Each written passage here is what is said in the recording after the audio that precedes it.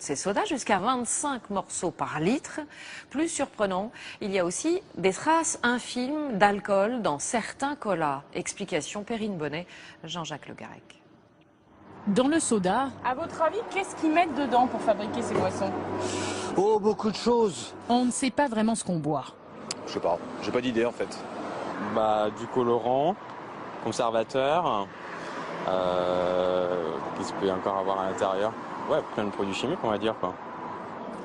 Il n'y a pas grand-chose, c'est fade, il n'y a pas de sucre.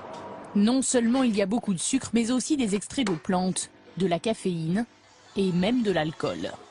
C'est ce que révèle une enquête de 60 millions de consommateurs qui a fait analyser le contenu de 52 sodas. Les étiquettes mentionnent pour la plupart 2% d'arômes naturels, sans plus de précision. Les scientifiques de 60 millions, eux, ont repéré des extraits de cannelle, de noix de muscade, d'agrumes et de baume du Pérou. C'est une famille de substances chimiques qui sont des terpènes. Et ces terpènes sont potentiellement allergènes. Donc ça peut poser des problèmes, en particulier à des enfants qui développent des allergies.